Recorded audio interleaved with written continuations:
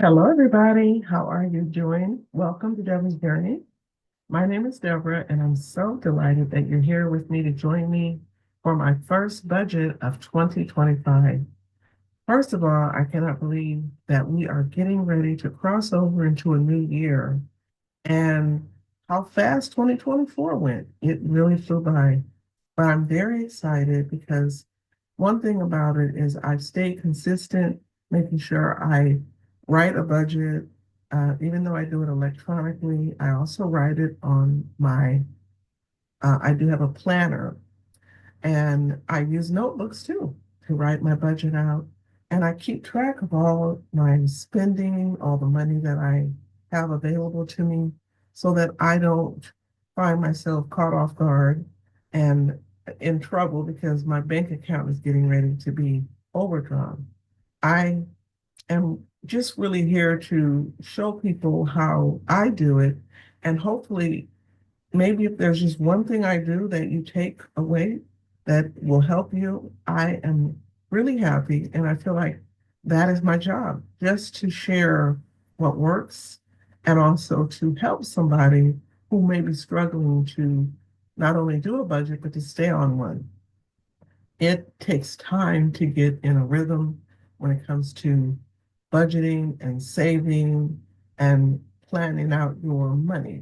It may seem like it's simple, but really it's a very complex thing to do because if you're not used to saving, if you're not used to writing down your expenses, then it's going to be very difficult. You're going to give up, you're going to overspend, you're going to get overdrawn, and it's just going to repeat a cycle of bad behavior with your money. So, what these budgeting channels are trying to do is to share with you how being consistent with just writing it down, just following the plan that you laid out for your money and doing that on a consistent basis, it will get you out of the hole, but it also sets you up for success. Now, we are in a new year, and new year means new. It means a fresh start. And this is a time when now, if you have not been a budgeter, you can get started. And I want to help you. I want to show you that this is something you can do. You can actually carry this on in your finances, and you don't have to do anything super crazy and spend a lot of money, but you're just getting in the habit of saving your money. You're getting in the habit of knowing where every dollar is going and assigning every dollar a job. I do have a few goals, and the first thing I do need to make an appointment. It is time for some new glasses. I have been wearing the same pair for, I would say, at least 4 years, and you're really supposed to get your eyes checked annually, and it's been a couple of years, so I think it's time for me to do that this year. So that is my goal. I want to get that appointment set up for the month of January. I have two birthdays this month and I have two doctor's appointments this month. I also want to look at my steps. I do things sporadically when it comes to moving and exercising and all of that because it's easier to say it than do it, and especially when you don't have a lot of time. So I want to really focus on my steps and start tracking them. So that'll give me a little more motivation to keep going and to really do better for this year.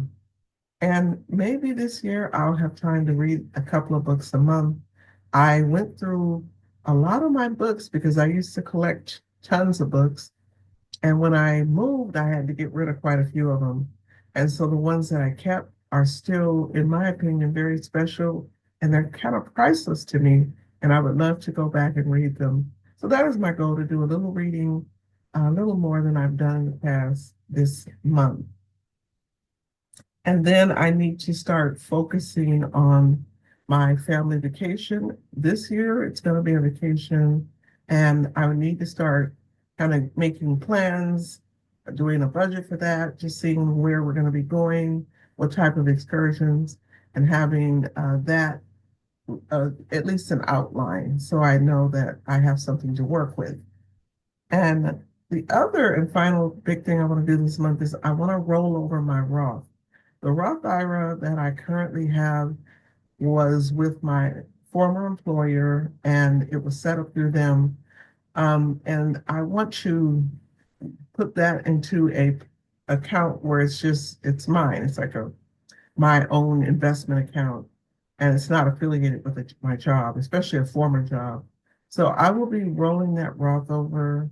I'm hoping I can get it all squared away this month, but that is something I'm doing. Now, I've already opened a new Roth IRA with Fidelity, and so that is where the old account will be housed, but that is my plan for the month.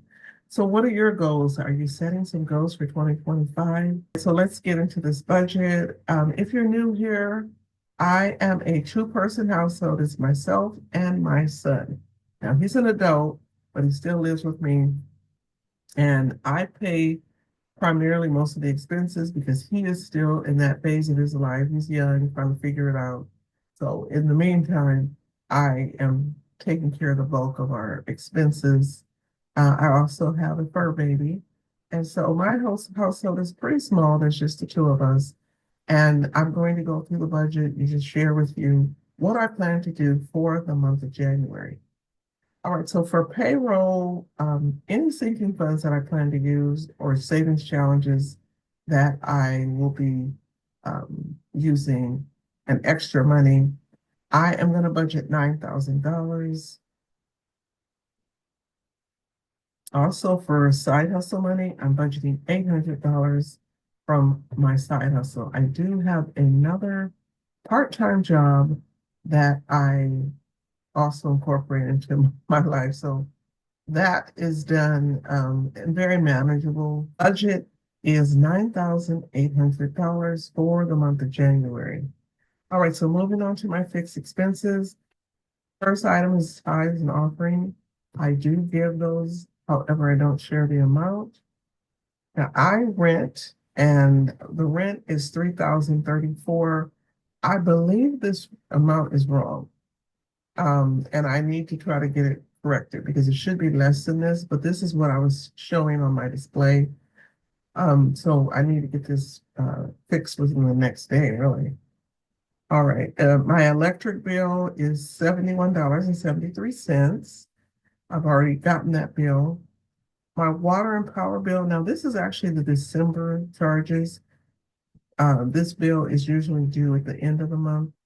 So I'm going to use the same amount that was due in December for January, even though it's probably going to be more. All right, so for my rental fee, I do rent an appliance. That's $45. And then for car insurance, I'm budgeting $135. Okay, for internet services, that's with Spectrum, I'm budgeting $75. And then for my Paramount Plus, I'm budgeting $12.99. Life insurance is $69. Sirius XM radio, $8. I'm budgeting $9.99 for Apple Care. Google membership's $19. And my cell phone for my son is $70. And then my cell phones, that's $151. Total fixed expenses for the month of January are $3,825.21. Okay, let's go to variable. All right, so I'm going to be budgeting $700 for groceries. I don't know what it is about food prices, guys, but does it seem like they just keep getting higher? I have tried to lower this, but every time I go to the store, it's usually $150 to $200, and literally have to go back to the store the next week. And I don't buy steaks every night. Like I don't get it because we do a lot of eating out, and I'm still spending about $150 to $200 a week at the grocery store. So I did increase this from last month, and I'm hoping $700 works. I'm really going to be a little more intentional on making foods that I can have maybe a day or two of leftovers so that I can save some money there. So I'm going to try to do some more cooking for the month of January. Personal money, I'm budgeting $400. And that's just giving myself $100 a week. For gas, I'm budgeting $375. Medical expenses, office visits this month, and I believe they're about 25 apiece. I'm gonna just keep it at $50. Car wash is usually about $40, and that includes the tip. Household spending, that's anything I need for the home, and I'm still getting knickknacks and little things here and there. So I'd like to keep a small amount reserved in my budget for that. Giveaways, $200 should cover anything that's pending still. And then I think for the month of January, I may give a physical product. I'm not sure yet, but I'm gonna just leave this at $200 because I am gonna be thinking about my 2,000 subscriber giveaway. And that one I will probably have in the month of February. So it gives me time to get things and to just get it all together. All right. For eating out, I'm going to budget $200. I am realistic. I know I eat out. I know I spend money on that. So I want to make sure I have the money in my budget for it. And then unbudgeted is any item that doesn't necessarily have a sinking fund attached to it, just anything that I need to spend for that month. It will come out of the unbudgeted category. So the total variable expenses this month are $2,465. All right, so let's go to debt. I'm going to be sending $150 to my Discover credit card, $150 to my Sam's credit card. My Wells credit card will get $100. And then my car payment, I normally, and I used to pay about $550 for the car payment, and that was because I was paying my student loan. But I have increased this to $800, and some of this $800 will include money that I might use for my savings challenges for my car binder, because I am saving additional money to help pay off my car. So $800 is what I'm setting aside. All right, so the total debt for the month is 1,200. Investments. So Vanguard, I'm going to send $100 to that account. SoFi 100, Fidelity 100, M1 Finance. Yes, I know people don't like that account because that company started charging a fee. I still have my account there, and my goal is to just keep saving and so that my investments get to 10,000 and then I don't have to pay the fee. That is something I'm working on. So for the time being, I'm going to set aside $200 for M1. And then my Roth IRA, I am sending $300 to that.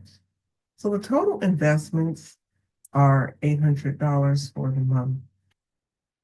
In my savings accounts, I'm sending $200 to my general savings account, and my emergency fund, I'm setting aside $300.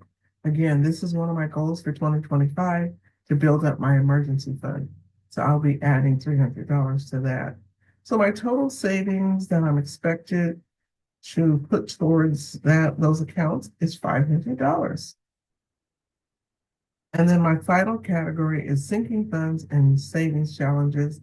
I set aside usually about $400 a month for savings challenges, and I'm setting aside $600 for sinking funds. And sinking funds are my online sinking funds and my cash sinking funds. So it's both of those categories that the $600 will come out of. So my total for those sinking funds and challenges is $1,000. All right, so my grand total for the 2025 budget for January is $9,790.21. This is what helps creating a budget, giving myself a template so that I know exactly how my dollars are going to be spent. And I'm hoping that January is a lower spending month than December, because December I definitely spent a lot of money.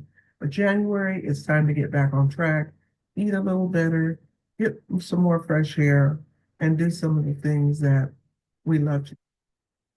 That is getting our budgets back on track and being a little more responsible with our money. So hopefully this helped you. I hope you enjoyed my budget, but I appreciate you all. Thank you for joining me. Have a great month and Happy New Year, everybody. Bye.